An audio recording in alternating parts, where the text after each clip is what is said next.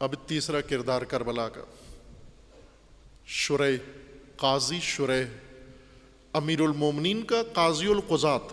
خود امیر المومنین نے اپنے عہد میں اپنی حکومت میں اسے قاضی القضات بنایا ہوا تھا کہ تو فیصلے کر، میری طرف سے تو اٹارنی ہے، تو جج ہے، تو چیف جسٹس ہے، تو نے فیصلے کرنے ہیں. یہ قاضی شریح، اس نے فتویٰ دیا امام حسین کے قتل کا کہ واجب ہے اہل کوفہ کو کہ چونکہ حسین نے بغاوت کی ہے حکومت وقت، امیر المومنین اور خلیفہ وقت کے خلاف اور حاکم اور سلطان کے خلاف، اور یہ بغاوت وہ جرم ہے جس کی سزا موت ہے، لہٰذا جو بھی جائے گا حسین کے خلاف جنگ کرنے، قتل کرنے، وہ ایک واجب عمل دین کا انجام دینے جا رہا ہے. خوب یہ کس نے کیا یہ کام؟ دنیا نے کیا. قاضی شریح علی کے حکومت کے چیف جسٹس کو علی کے بیٹے کے قتل کا فتویٰ دینے والا بنا دیا. اب مفتی جب بات کرتے ہیں، حرام کو حلال قرار دیتے ہیں، ان مفتیوں کے پیچھے موجود ان دلائل کو بھی دیکھا کرو کہ یہ کس لیے یہ کام کر رہا ہے، کس لیے حرام خدا کو حلال قرار دے رہا ہے، کس لیے قتل حسین کو جائز قرار دے رہا ہے. آج جو کھل کے برملا حرام خدا کو حلال قرار دے رہے ہیں، اگر یہ قاضی شریح کی جگہ ہوتے یہ فتویٰ دے دیتے. چونکہ آج جو دنیا ان سے جو فتوے دلوا رہی ہے وہ بھی دنیا ہی تھی جس نے فتویٰ دلوایا. عبید اللہ نے کوفہ کو کس طرح بدلا، آنن فانن بدلا، چند روز میں بدلا، اور حضرت مسلم کی ساری زحمت و محنت کو ختم کیا. کس طرح کیا؟ دنیا کے ذریعے. کسی کو رے، کسی کو خراسان، کسی کو کوئی اور علاقہ سرسبز شاداب دکھایا کہ یہ تمہارے لیے حکومت کے لیے تیار ہے. اب اس مولانا کو کیا بتایا، قاضی شریح کو کیا بتایا، اس مفتی کو کیا بتایا؟ اس کو یہ کہا عبید اللہ نے اپنا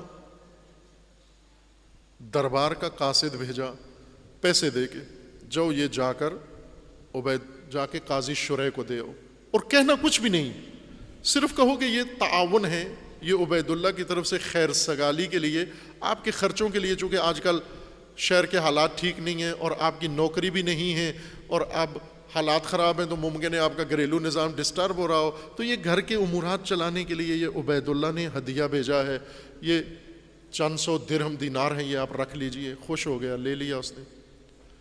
دوسرے دن پھر آیا وہ شخص، پھر آ کے اور مبلغ دے گیا کہ عبید اللہ نے امیر کوفہ نے یہ گمان کیا ہے کہ شاید خرچے آپ کے زیادہ ہیں اور اس مبلغ سے آپ کا کام نہ چلے، تو یہ لے تھوڑا سا اور لے لیں تاکہ اپنی ضرورتیں ساری پوری کر لیں.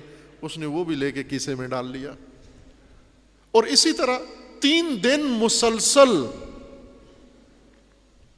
مبلغ آتا رہا، اور یہ مبلغ بہت بھاری ہو گیا، بہت بھاری، خیرہ کنندہ چشمگیر مبلغ جمع ہو گیا. جب اب آ کر اس نے اصل بات کی کہ جناب شریح، قاضی شریح، امیر عبید اللہ کہہ رہا ہے کہ قاضی شریح کو کہو کہ فتویٰ دے قتل حسین کا، کہ حکومت کے خلاف، یزید کے خلاف بغاوت کی ہے. قاضی شریح نے کہا یہ نہیں ہو سکتا. فوراً رسول اللہ کی حدیثیں پڑھ کے سنانے لگا. کہا میں نے خود سنا ہے یہ حدیثیں، میں نے رسول اللہ سے سنا، میں نے رسول اللہ کے صحابہ سے سنا، انہوں نے مجھے بتایا کہ حسن و حسین سیدی شباب اہل الجنہ ہیں. میں نے رسول اللہ سے سنا یہ فرمایا حسن و حسین کے بارے میں کیسے فتویٰ دے دوں؟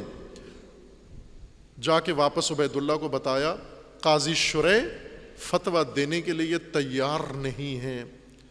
عبید اللہ نے اور مبلغ بڑھا دیا، یہ بھی دے اس کو جا کر، اور مبلغ اضافہ ہو گیا. پھر تقاضا کیا گیا، قاضی شریح اب مبلغ بڑھا دیا، اب فتویٰ دو.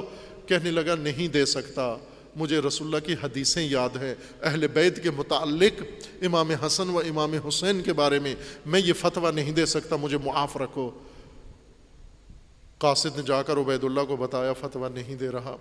عبید اللہ نے کہا اچھا، اسے جا کر کہو کہ وہ جتنے پیسے ابھی تک لیے ہیں چند دن میں وہ سارے واپس کرو. ہم کسی اور سے فتویٰ لے لیتے. اس شہر میں فقیہ کم نہیں ہے, اس شہر میں مفتی کم نہیں ہے, اتنے مبلغ ہم کسی اور کو دیں گے, وہ فتویٰ دے گا.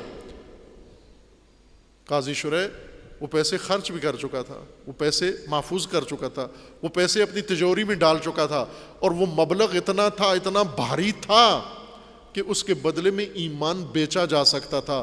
قاضی شریح نے کہا نہیں, پیسے نہیں دے سکتا, لیکن آپ کو فتویٰ دے سکتا ہوں, لیکن تھوڑی مجھے مہلت دو, میں فتوے کی دلیل تیار کر لوں, مجھے وقت دو تھوڑا سا, میں فتوے کی دلیل تیار کر لوں. وقت دے دیا, ایک دن اور ہے, ایک دن اور مہلت لے کر فتوے کی دلیل گھڑی کہ میں نے سنا ہے رسول اللہ نے فرمایا ہے کہ جو بھی سلطان وقت کے خلاف بغاوت کرے گا باغی ہے, اور باغی کی سزا قتل ہے. اے اہل کوفہ, حسین کو قتل کرنے میں کوئی رکاوٹ نہیں ہے.